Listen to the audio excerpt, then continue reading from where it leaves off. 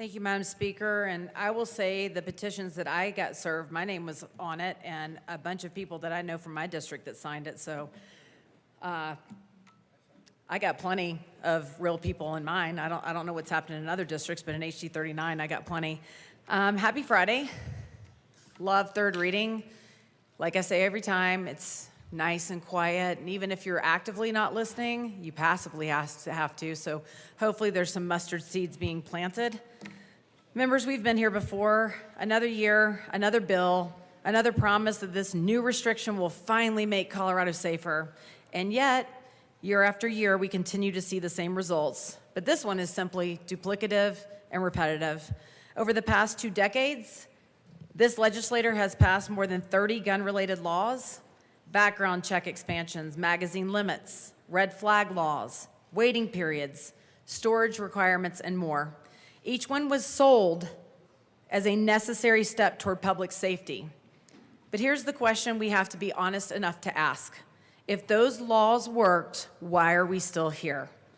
Why are we still seeing communities struggle with crime? Why are we still ranking among the worst in the nation in key categories?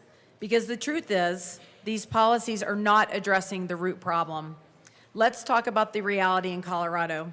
In recent years, Colorado has ranked in the top 10 nationally for violent crime and even higher when you combine violent and property crime.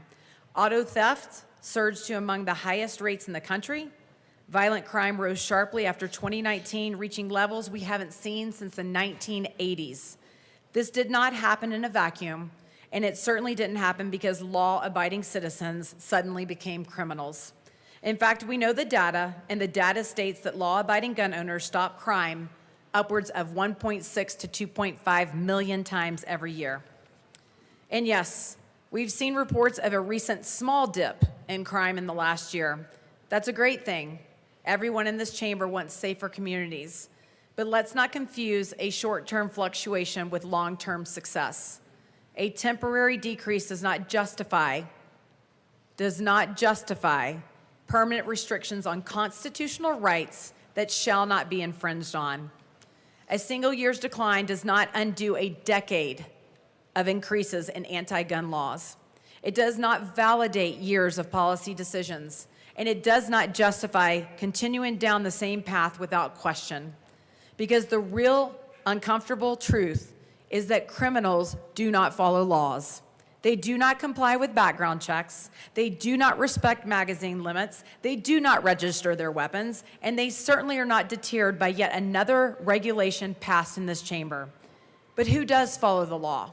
Let's talk about those people that you're regulating against. The single mother who wants to protect her children, the elderly couple who wants to defend their home, members of the disability community who want to have an equalizer, the small business owner closing up shop late at night, or the waitress leaving her job at midnight walking the streets of Denver, the veteran who understands the responsibility of firearm ownership, and the law-abiding citizen who has done everything right and continues to have their rights trampled on. Those are the people affected by this bill.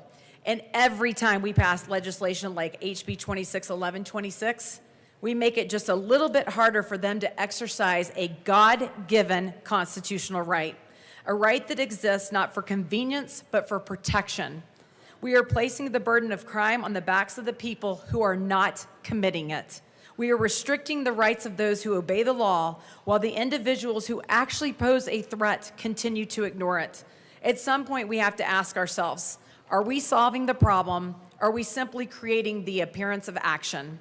Because real public safety requires more than symbolism. It requires addressing repeat offenders. It requires enforcing the laws we already have and creating new ones aimed at criminal activity. It requires confronting the breakdown we're seeing in accountability and consequences. And yes, it requires acknowledging something that is difficult to legislate. Guns are not the problem.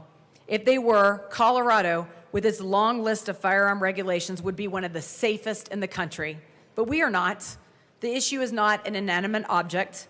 The issue is the moral compass of individuals who choose to commit crimes, individuals who time and time again demonstrate a willingness to harm others regardless of what the law says. And no amount of additional regulation or responsible citizens is going to fix that. What it will do is continue a dangerous thread, a trend where the rights of law-abiding Coloradans are steadily chipped away, piece by piece, in response to actions that they did not commit. And in the end, they are the ones paying their price. Members, we all want safer communities. The goal is not partisan. It is shared.